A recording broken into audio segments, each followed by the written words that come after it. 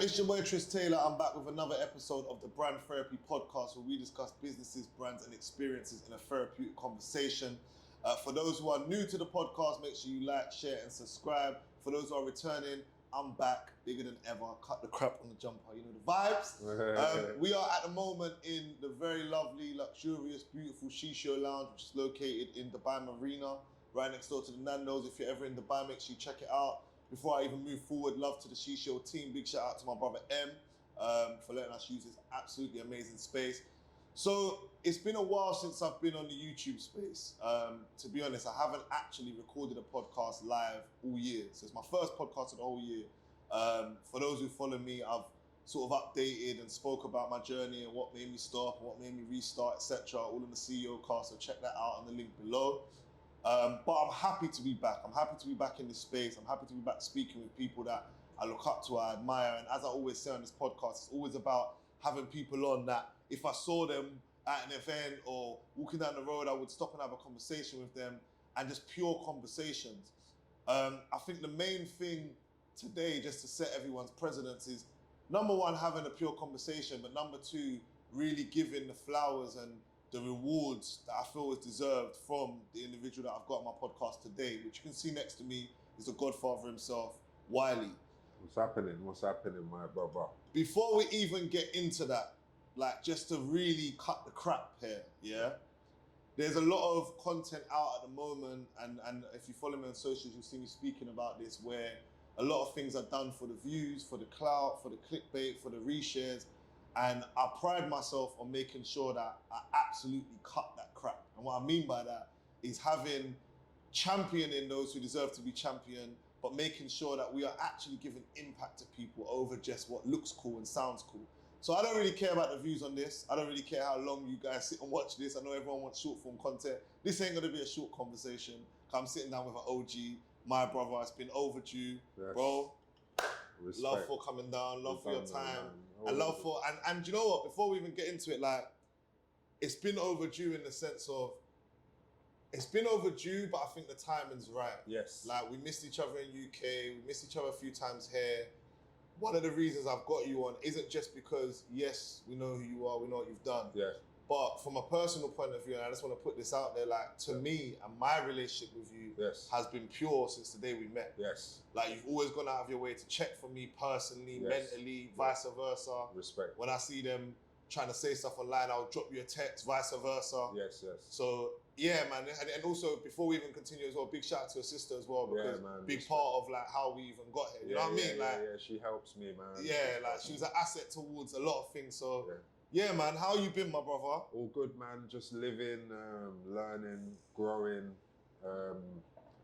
all the things that I didn't do as a young man. You know, like open-mindedness and different stuff.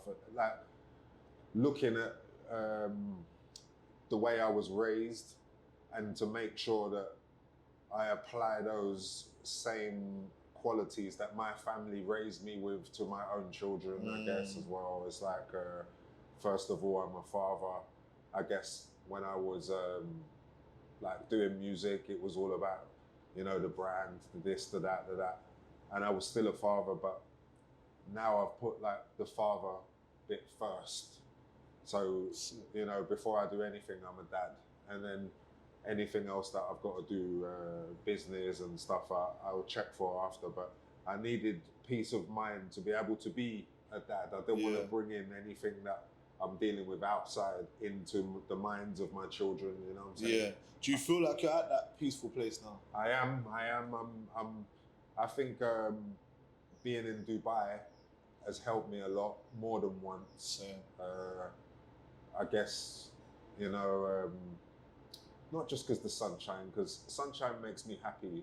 Yeah. This is something I've always said, you know, like, if I woke up with a $5 in my pocket, but the sun's shining, 100%. I'm still happy. You know, if I wake up in the winter of being in England and it's grey, sometimes my mood is grey. Yeah, 100%. You know what I'm saying? 100%. So I guess the sunshine makes me happy, you know, I go swimming and, you know, this is what I didn't think I would make it to this stage. I just always thought, right, Shit. wake up, England, get on the grind. Da, da, da, Yeah, da, da, da. yeah. But there's another side to that. Like, go to work, yes, but also don't forget to live. Yeah, yeah. Because when instead of just work, live as well as work. Yeah, 100%. I think as well, what I love is presenting you to the world right now. I know where you've been off the grid. Yeah. People don't even know, and it's so mad, isn't it? Like when you're off the grid, everyone assumes that you're not doing well. Yeah, but yeah, a lot of the time you're doing better. Yeah, Do you know what I mean? Like, to to give it context, like I bumped into Wiley randomly in the flipping supermarket a couple weeks ago. I was like, oh God, he's like, oh God, I'm like, what you saying, bro? Like, he's like, yeah, I'm good, bro, I was doing my shopping. I was like, saying, bro, and I could just tell that your energy was the best that I've seen since I've known you, and then prior to that, just seeing you. Yeah, for like sure. right now, even sitting here reasoning with you, like I can tell you're in a good place, Yeah, and I yeah. think fuck everything else. That's Yeah, the yeah. most important thing. Yeah, because sometimes in our workplace we put ourselves under tremendous pressure. You know, like I guess being in England and going to work, it's like before I go to work, it's like I would pile 5 tower blocks on my head, bury myself under, and then work my way out of the. Whereas you don't always have to do that. You know, when you're young and you're on the grind, yes, but as you get older, you don't have to kill yourself on the grind. You just have to. You need your mind to be able to think about where you want to go and what you want to do. So I needed peace of mind for sure. Cool. So that's always gonna come across as like OG talk, OG gems. What I want to do is I want to really go back to the beginning. To be honest, bro. Like I know, like I said, for me, this is a conversation of giving you the flowers you deserve, and really going back to my first interaction, just to put it out there, a lot of people don't know this. I'm a Grime kid at heart. Yes. Really a Grime kid. Logan Sam on Monday nights, sneaking to listen to it. Do you know what I mean? Like Pirate Radio. I want to go all the way back. Yeah. I want to go back to Bowie 3. Yeah. Pirate Radio time. Before Pirate Radio, you and Stormzy. Yes. At that stage. Yes. And I wanna ask you one question before we get into that. Yeah. When I say the term brand, what does that mean to you? A brand to me means not just like Nike, Adidas. The brand could be any name. It could be 1 day old. It could be 2 days old. It could be 50 years old. A brand to me is something that a person would have started, whether it was a t-shirt or whatever, they've got the name, and they do all different types of marketing and promotions and all different stuff to push the brand. So, for instance, when I drive around Dubai, the Mac Hills, Emar, the Mac on its own, Etihad, these are all brands. Some have had big money pushed in, some haven't, you know, but this is what a brand means to me, and amongst other stuff, but branding, this is... The reason I say that, is because you might not even see it as that, knowing how you are, but you're actually the brand master. When you really and I haven't got a clue. You don't even, And that's why I asked you that first. Obviously, branding's my industry. But going back to that course, so that, let's say, going back to 99, 98. Yes. Did you intentionally do everything you've just done? What was the thought? What was going on? How did we get to that point of Wiley, Eskimo, Grime, all of these brands? Because they're all brands. Yeah. How did we get there? What was the intention? What was the process? I didn't know what I was doing at the time, or we was doing amongst ourselves. All I knew is I love music, and I want to do music. I want to make music, and I want to be part of a scene with other people, DJs, MCs, producers, promoters, doing it together. I see it prior in garage. I saw it in jungle, drum bass. I saw it in hip hop, R&B. I saw it in all the different musics that we like, dancehall. I saw it even in pop music, you know, Top of the Pops, Popular, the charts. I saw how they do it there. I never had a clue what we were doing, I just knew with that mindset of going to a youth club and having youth workers that we're doing this thing together. I didn't know where it was going to go. I didn't know if any money was going to be made. I guess I just was trying a thing, you know, like back in the day. Let me try a thing and see what I got. You know, that's what I was doing. That's what we were doing. You know those cringy parts of the YouTube videos where they stop right in the middle and they start to sell you something? This is that part. If you're building a business or building a brand and you want to understand how to make that profitable or learn how to make money from sales, drop me a message, we can work together and I'll help you smash that goal. How did that come from that thought to like the creation of the sound though? Because like, obviously everyone holds you responsible for Grime. Yeah. But you obviously opened up your computer at the time, jumped on, made beats. Where did that come from? Like, where did that sound come from? I think that in garage, we had Wookie. We had. I say Wookie all the time because that's my guy who I loved his music, right? But it wasn't just Wookie. There was loads of different producers, and I guess where they were making songs and they had vocals. Some had instrumentals. Some had spitting bars on, right? The instrumentals that were being made, the darker sounding ones, DJ Slimzy used to play like a whole range of, I guess, grime stemmed from there. I guess because I was always trying to make music, but that actual grime sound that we came up with that wasn't really fitting into garage because garage was already set. Like sometimes you come up, you want to be part of something, you go to do it, you buy all the records, you cut dub plates, you do all of this, but you just don't get in because it's already set. It's not your fault. You know, you can go on and try something else. You might give up and get a job or whatever you will do. So I guess it stemmed from me listening to Heartless Crew, Soul Solid Crew, you know, all of the stuff that I could relate to. And then when I go to make some music, because I was influenced by that whole thing, that's what came out of me. Was there a goal? You know, like some people are successful, they sit there and they say, I always know I was going to be successful. I always know I was going to be rich. Was you one of them, man? Nah, I never had a clue. Because I had already tried to get into jungle, but it was already set. I tried to get into garage, it was already set. So I guess. So you kind of created because no one was letting you in there? Like we all came together because whoever you see together doing something together, it will be most of the time because you couldn't get into what was already set. Facts, Some people did get into it, you get me? But it's like, if you can't get into what's already set, you move on.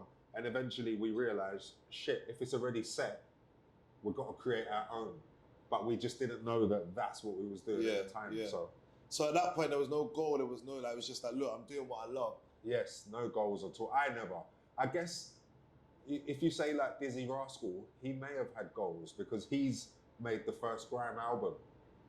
So for him, in his mind, he probably had the goal. He maybe not knew he was going to make the first Grime album, but he did it. He did it.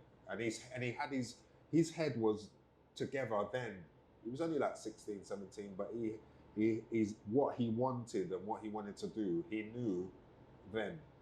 So he probably was the guy who had his, you know, like there's other people, Sharky Major, like Nasty Crew, Roll Deep, Boys in the Hood, all the different crews. You know, we needed each other to come together to be able to do that together. So later on down the line, people would say, "Oh shit, that's Grime." You know.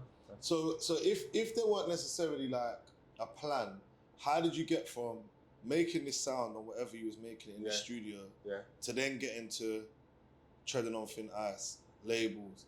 How did that happen? That happened because self DIY underground, we were doing that, pressing up the vinyl, selling records. So selling records, I guess, making the beats and doing all this music and then pressing it up and selling it to the record shops.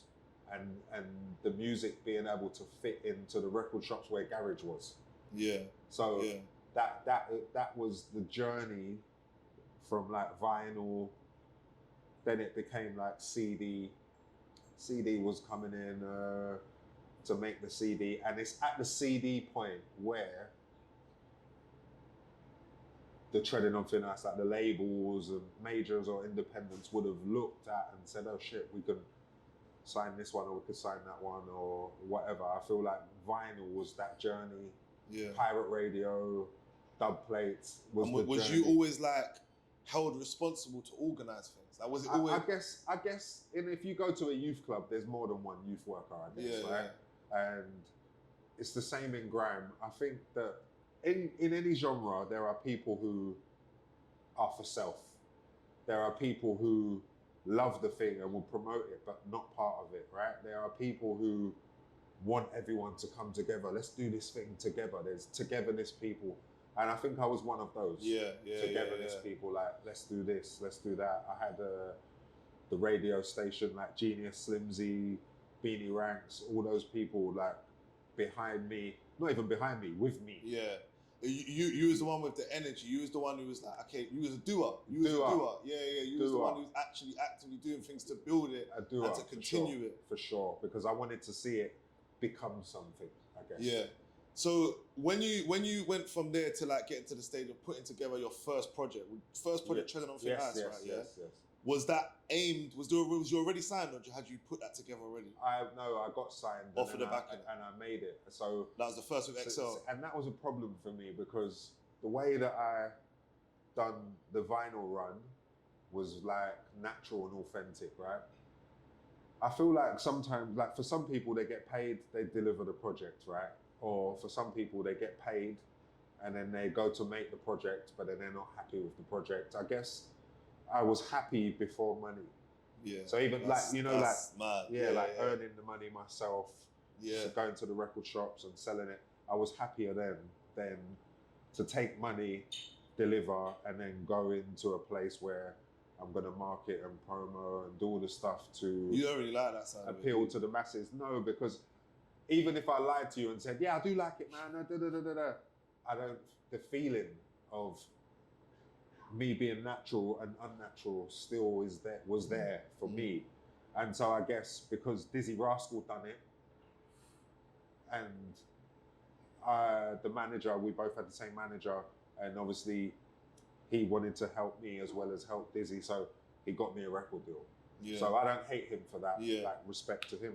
But I think I was a person who worked better under my own control than to go in a place and do this.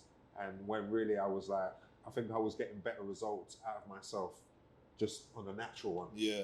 So really, to some extent, you kind of fell into the label thing because the man around you were and it's looking like the next step. I thought that's what you were supposed to do. Yeah.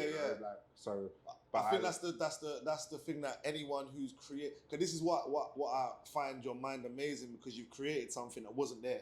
Yes. And we only have few of these people in every industry, and very few, and for every now and then they pop up. Yes. And to do that, most of the time it does start on passion. Yes. And I also think, and I'm a strong believer, that we need people like yourself, or there isn't no genres and generations. And sometimes we get to the points 10, 15, 20 years later where people forget the core of that and how important it is. Yes. Like even a conversation I often have with Conan, is what Krypton Conan had to go through. They had to go through that for other man to be here. Yeah. People might not like me saying that, but this is fact. They did. They had to have the mad deal, the shit deal. Fuck it, cut the crap. They had to have the shit deal. Yeah. They had to try different genres to work out what is gonna 100%. Bust that door for man to come in now and say, I'm doing what I want. Yeah.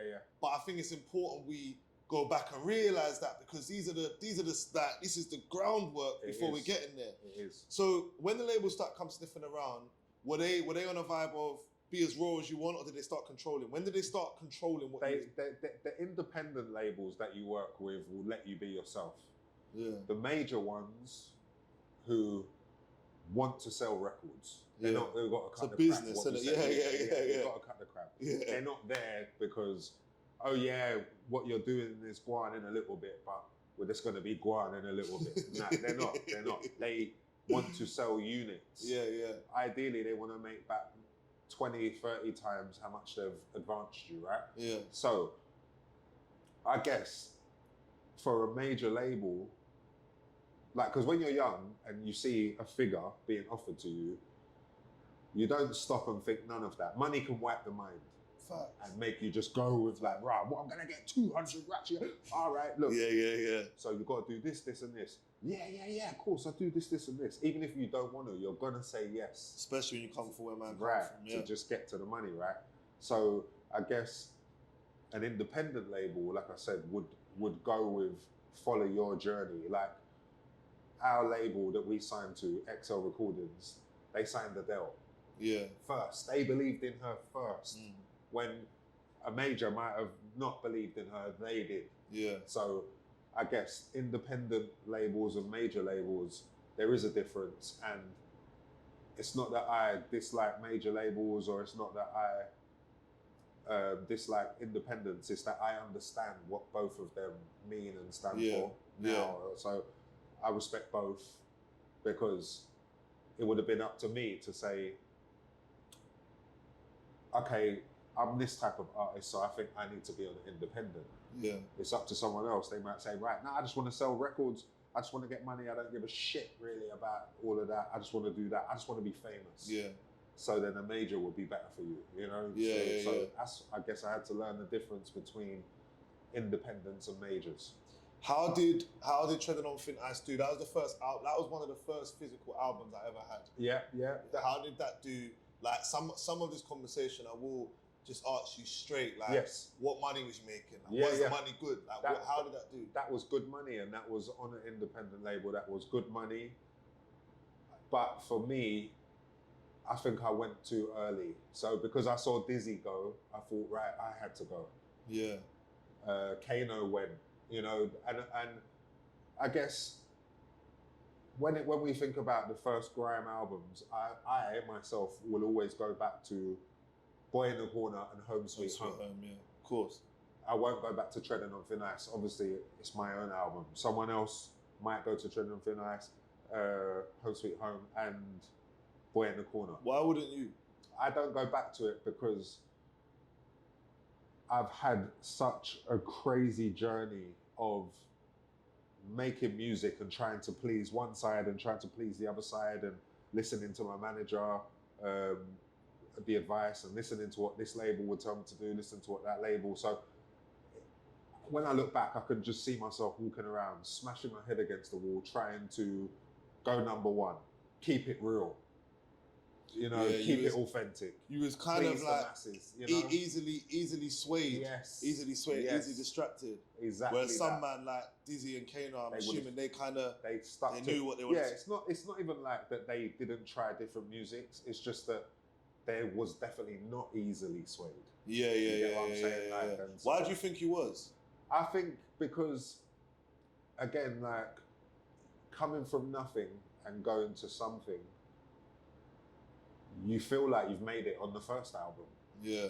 Like, I've made it, I've got the money. Yeah. Money, like I said, it can wipe your mind, it can trick you into thinking you're the guy, you know, and sometimes you will lose the love and passion that you had before touching the money. Yeah. So I was earning money before, but it was DIY, self, like putting in the work for the money myself, as opposed to... Felt more earned. Yes, as opposed to like, I work for a major, there's a big building of loads of people working for me and others, and I'm just at home, don't have to really do much anymore. Yeah. I guess I liked driving around the country, selling the records myself. I found much more joy in doing it myself. You're a process man. You like the journey, the process. You don't want to just be sitting on the throne and everything done for you. Yeah, and that's because someone the other day was like, my friend said to me like, right, you're in Dubai living like a king, and I was like, I don't want to live like a king ever. I don't want someone to wash my clothes for me. I will put them in the washing. But would you say, have you heard the term imposter syndrome? What does that actually mean? So basically what they say is a psychological term, and it's like you don't believe you are worthy. Your subconscious doesn't believe you're worthy of where you are. So you feel like an imposter in the flowers you're getting given. Okay. Yeah. Yeah. Would you say that some of that is maybe true for you?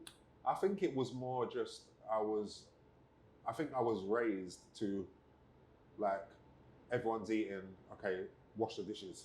Yeah. So I was raised to do those things myself. Go to the laundrette with my nan. You know, like. Yeah. So, like, if I had a maid, it might send me mad. Yeah.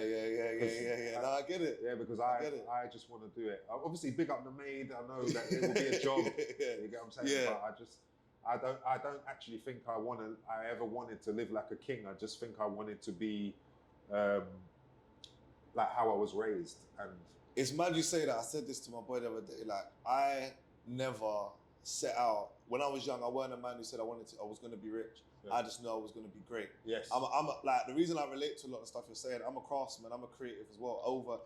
I got swayed. Like, that's what all this recent content's been about. I got swayed by making money at a young age. Money was never my thing. Yeah. I was a man building. I was doing for the community at 18, putting on the events for everyone. Good. In the end, that was my thing. Like, okay. I'm saying, I'm bringing you lot to the event. Like, I was a promoter first, so I relate to the whole concept of like the money comes in, and it's mad as well. Like, I wasn't always comfortable with having cleaners and staff, and I don't like to be like you're the boss and and. Yeah. The flowers, at first I was uncomfortable with, then it built an ego, and then I got sucked into it. Understand. Which is, I think, kind of similar to what the flowers wasn't really what you wanted. You just wanted to do what you love. Yeah. I was passionate about music, and I didn't understand that, okay, but music business is not just you being passionate. It's about, you know, fame, money, and being in the public eye, and being held to a certain expectation and you standard. Didn't want none of that. And I didn't know what it was, and so when I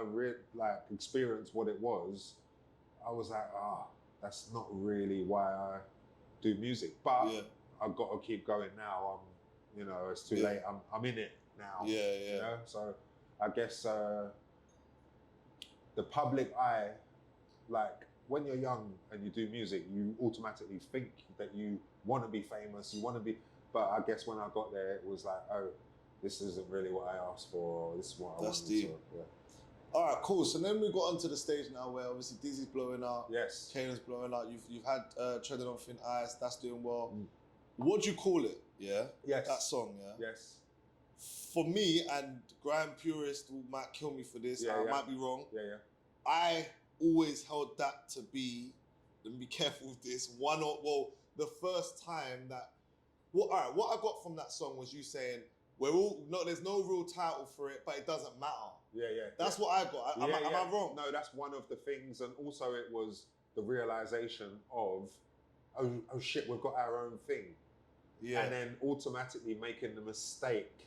I made a mistake there because I was like, garage, don't care about I love garage. Furthermore, are you even subscribed to my channel? You're sitting here about to watch this episode full of gems, and you're about to learn everything you need to learn to level up and build a brand for yourself. But are you subscribed to this channel? If not, click the subscribe button, click the bell notification, and you will never miss another episode of this again. Yeah. So I didn't have to. That's interesting. I didn't have to say garage. I don't care about garage. Listen to this. It don't sound like garage. But was that because you was getting pushed? Yeah, that's because we couldn't get in. Yeah. So because I couldn't, because the thing was set and I couldn't get in, my automatic thing was, okay, now we've got our own thing, garage.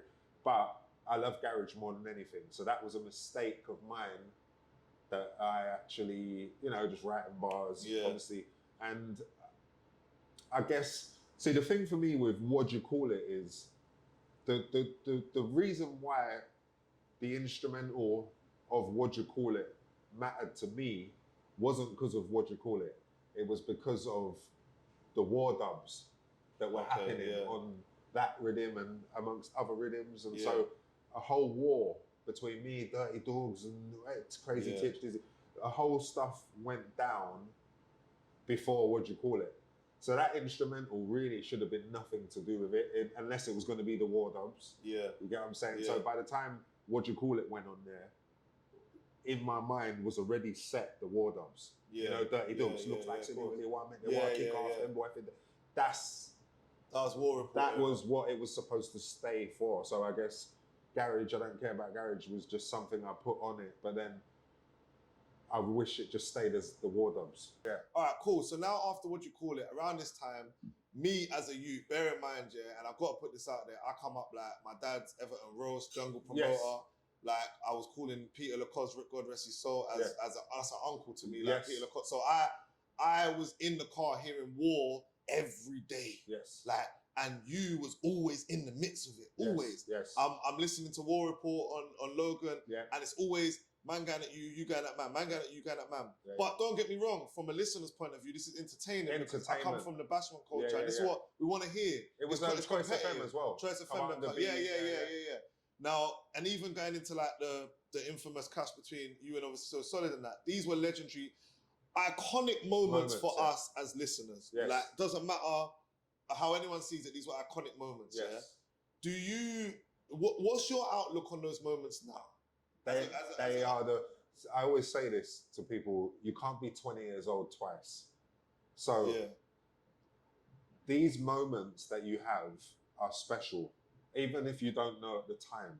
And when you get down the line in your career, and you look back at moments on a whole, those moments will mean the most to most people. You know what I'm saying? That's what will. And I guess life is about making memories, and you know what I'm saying. So those moments are the reason why I'm Wiley, he's Dizzy, that's Heartless, that's So Solid. Whoever has ever had moments, your moments are the reason why you are and why people like you or don't like you. You know what I'm saying? Yeah. So those are the defining things that you need to happen for people to actually want to come to see what's going on around your campfire. Before it gets bought out and sold to the masses. Around that time, do you feel like you made brash decisions on an ego team? I think ego is in play with any competitor. I guess,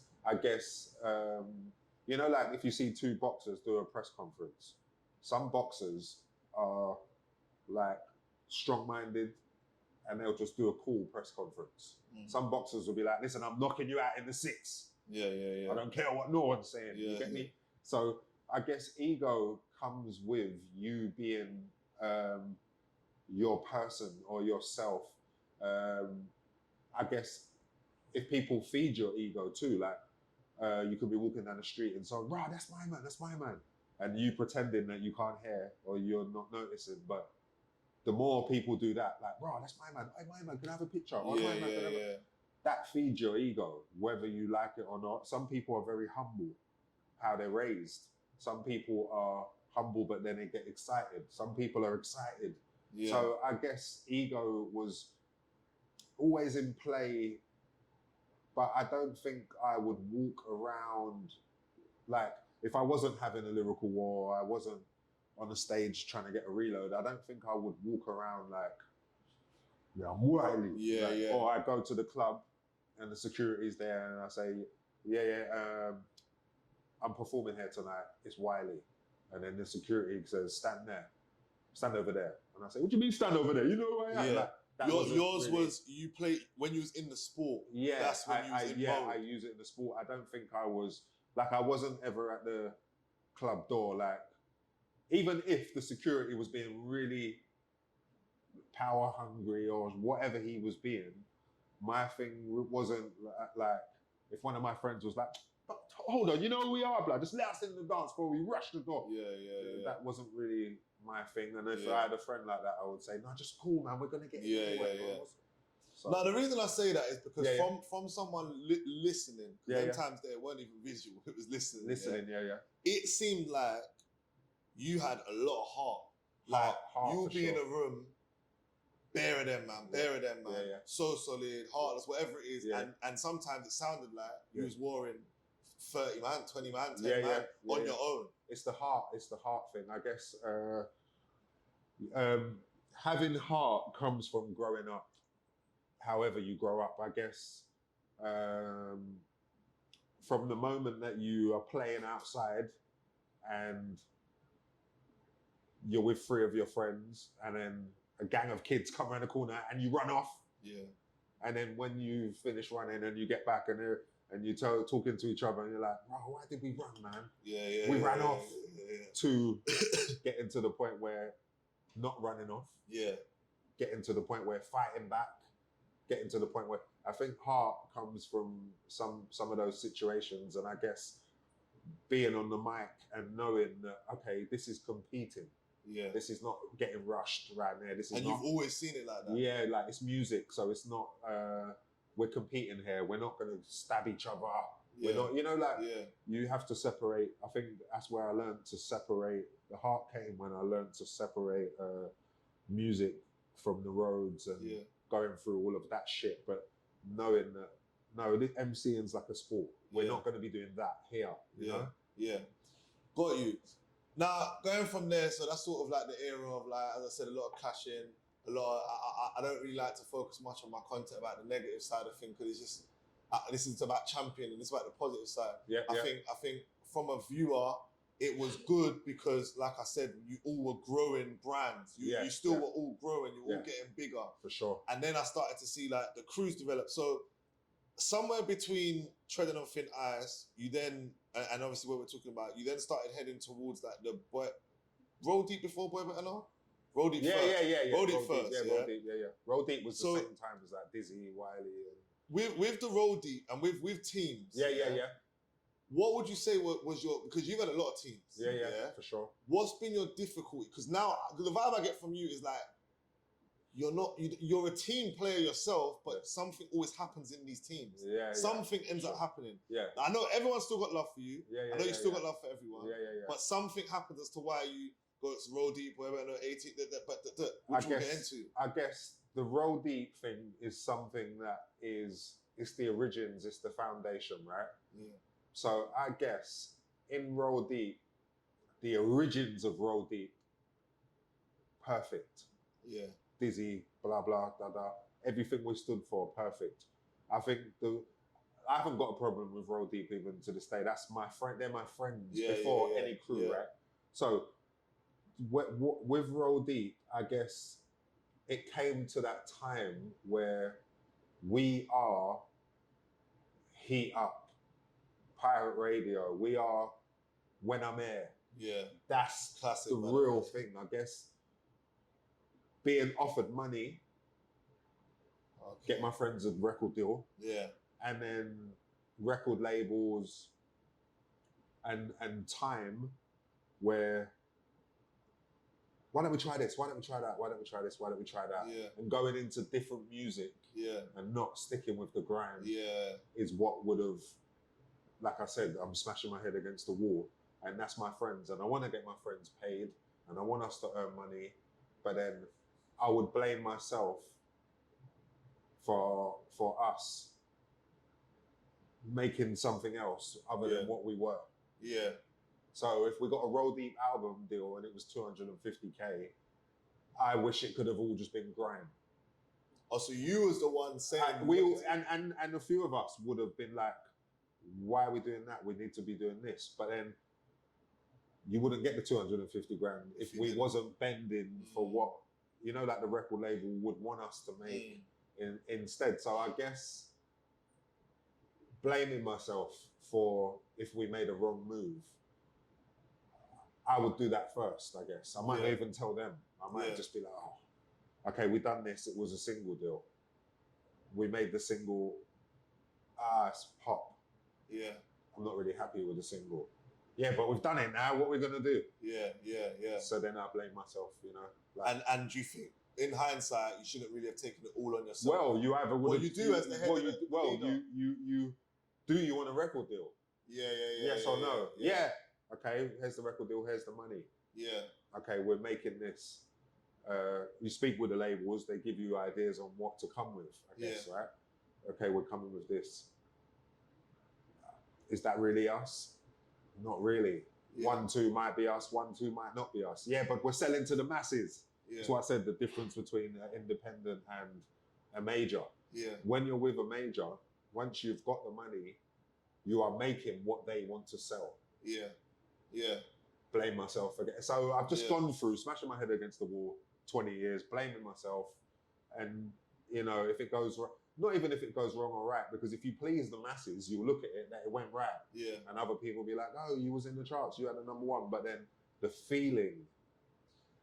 What it sounds like to me Wouldn't match. is your internal compass was getting drowned out by the noise. I was, and I was, again, not easily led, but just like coming to terms with, we are this, but signing that paper and getting that money means we have to conform to whatever it is that they think they can sell. Yeah.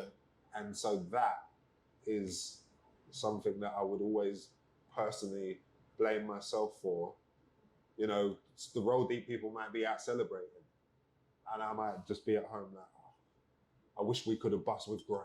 Yeah. I wish, and you know, like music goes in all different cycles, and so like every 3 years, you know, the sounds change, people come with new sounds, and I guess I always just wished it could have we bust with Grime. I wish we was number one with a Grime song. I wish we was, because we are Grime. Yeah. But then someone might say, no, but you're artists now. So do you regret every song you've done that wasn't Grime? I regret most of them, because what happens is you get to the day where Skepta will come out with, before Skepta, sorry, Lethal B will do a pow.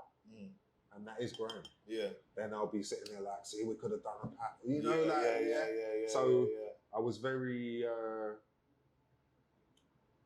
quick to blame myself for decisions that we made together, or I would have made via sitting down with a record label and I think we should make this, I think we should make that. So you see song MBs, this has come off, yeah? Just to let you know. You see songs like Rolex. Yeah. Yeah. That was later on, 2008. Yeah. Like, and I'll go back to a word. When you look at a song like that, do you regret that? I regret it for the same reason I just said, because it wasn't Grime. But I also accept that some of my success stories, that will be one of them, I just had my first daughter. So no matter how grimy I wanted to be, I had to come to terms with, you know what, you're selling music, you're in the music industry, and you've got to feed your child. Yeah. So you can be all the grime you want to be, but in this territory, to succeed, it's going to be something like this or something like that for me. Or you're going to keep working away and you're going to see which Grime one it was. Yeah. Or you're going to get a real job. Yeah. And you're going to have to, because right now you need to feed your child. Yeah, fact. You ain't really got all choice in, you know, that's the way I looked at it for myself. So I done that to feed my child, I guess. Yeah. So when you look at the game now, because let's be honest, now they've got a lot more freedom. They've got much more freedom.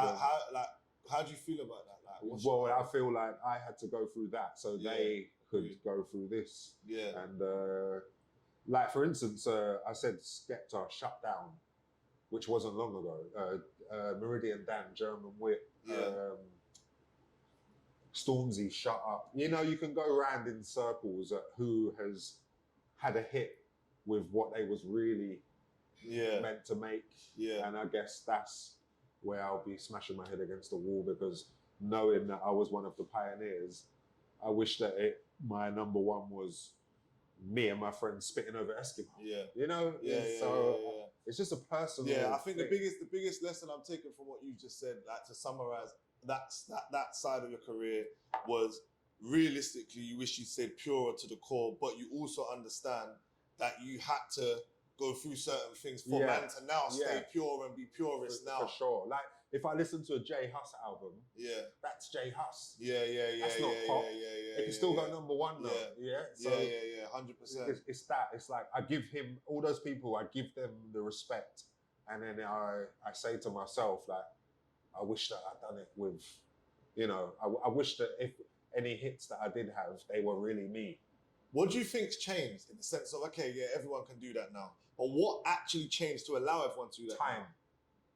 Time, what's accepted, what's not accepted, the masses. So the masses, like, selling records to a mass of a country.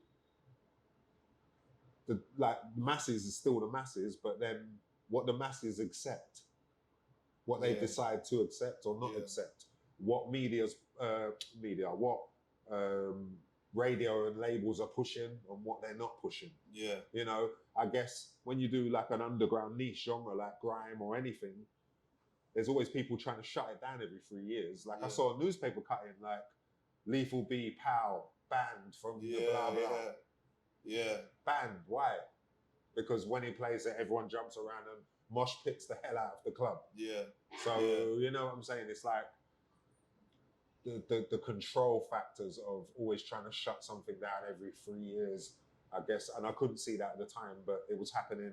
696 Form, all the different, of you know. So I guess today it's like, for instance, Russ Millions, Gun Lean. That's who he is. Yeah. That's correct. Yeah. It aligns. That's correct. It's not pop. Even if it becomes popular, it's not pop. Yeah. That is something that I've always battled with. I say it all the time. Some people are like, no, but blah, blah, blah. And I hear them. But my personal battle with myself will always be. Are you at peace with that battle? And I before you answer that, we spoke before about Dame Dash. Yes. Yeah. And the reason why I bring up Dame Dash is to many aspects, in my own head, whether people agree or not. Yes. You give me Dame Dash vibes. Yes. Yes. Because, and what I mean by that is the discoverer of much greatness. Yes. Foundation of much greatness. Yes. And they often, I say they as in the quote unquote the internet, they don't understand the importance of what a Dame Dash plays in what we have today, which I think often happens with you. Yeah, because they'll look at it and just say, my man's washed, or because he's not standing with Jay-Z, my man's done. And the media and the system are part of that, he's washed. Like, to program people to think that way. Yeah. You know, Dame Dash is a G.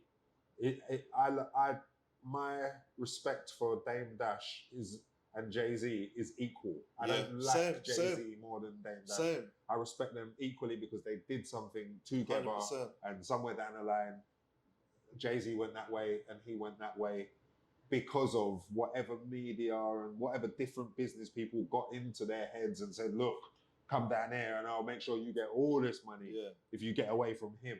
Yeah. So I won't respect Jay-Z more than Dame Dash. I respect them equally. Yeah. Because of what they've done together. So one of the things that I've kind of picked up when I do look at you and the Dizzy relationship, you and the Dizzy journey, is I look at it from a point of view, and obviously I came up with certain people. Not everyone I came up with am I still with, but it's still love, it's still respect. Yeah. We just wanted different things. Yes. Yeah, and I feel like everyone overlooks the fact that it's all right to want different things, and maybe you just wanted different things. Yes, it is. Like, is that the vibe? Is that the core of? Yeah. I don't want to go too much into the disagreement. No, but it's basically some people go on a path on their own. Some people go on a path with their friends. Yeah. Some go with their MC partner. Some go in a group of an R&B group of 3 people, 4 people. Yeah. The way that you go on your journey is totally up to you. And you are allowed to decide if you want to go down there on your own or if you want to go, you know, or what you go through might just send you down there. Anyway, you know, stuff that you go through in life. So, you know, we both had different goals. Yeah. Me and Dizzy. The same as Damien Dash and Jay-Z had different goals. You know, if you ever see 2 people start out together, listen, Oasis are brothers. They got different goals and they are brothers. You get what I'm saying? So one person might go that way, one person might go that way. As long as they still love music, it's all still good, isn't it? Are you at peace with that disagreement? And I'll tell you why I say that. Because the media... With Dizzy, Yeah. The media, the blogs, they always portray it whenever you talk about Dizzy, and they do the same thing with Dame. That it's like, here he goes again. He's bitter.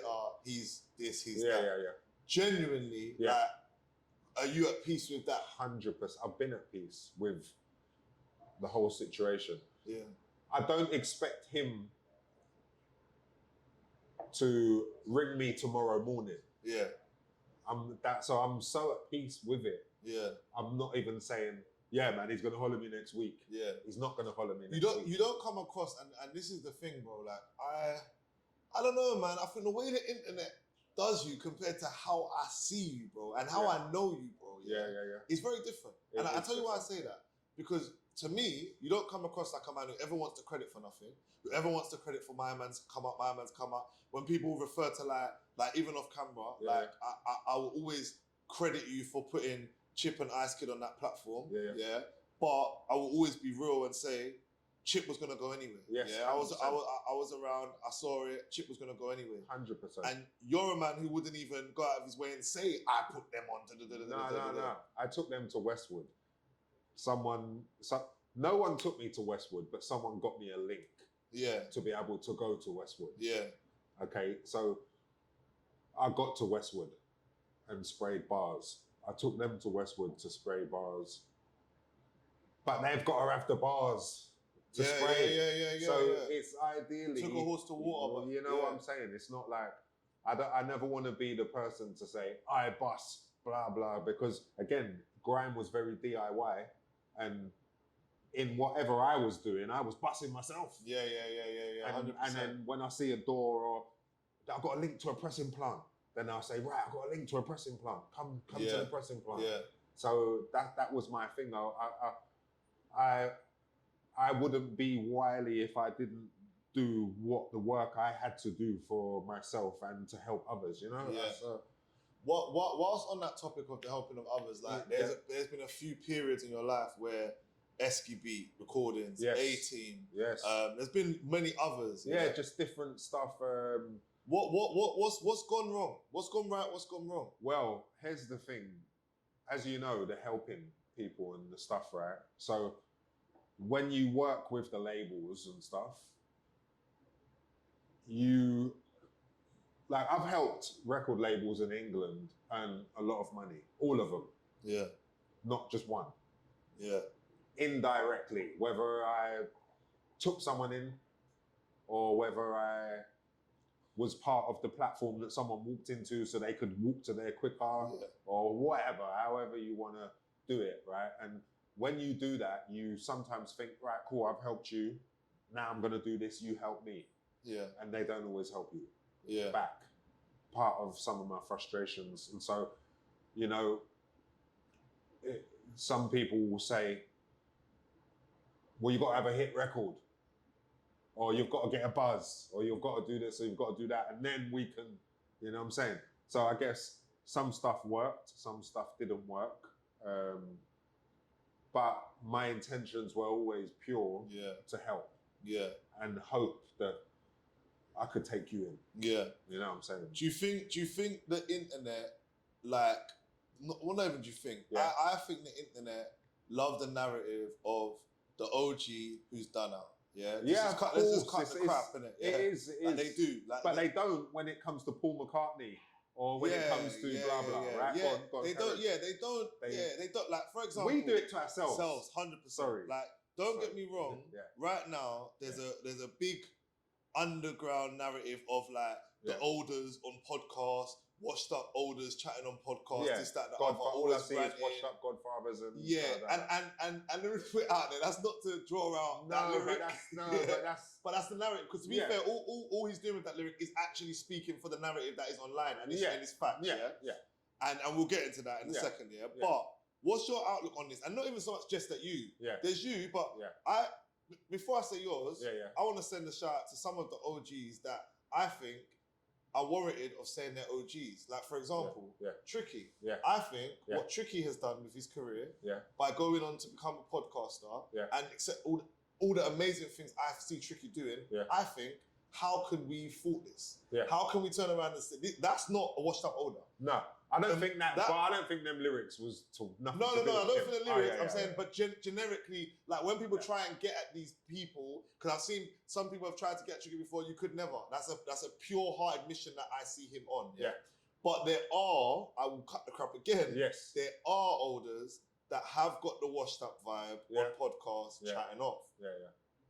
Do you think, bro, sometimes you can end up having a rant and putting yourself in that category, and what's your thoughts on that? I don't even think it's just a rant. I think if everyone's wearing Dior's and Balenciaga and Celine, and you're not. That's one part of it. Yeah. You get what I'm trying to say?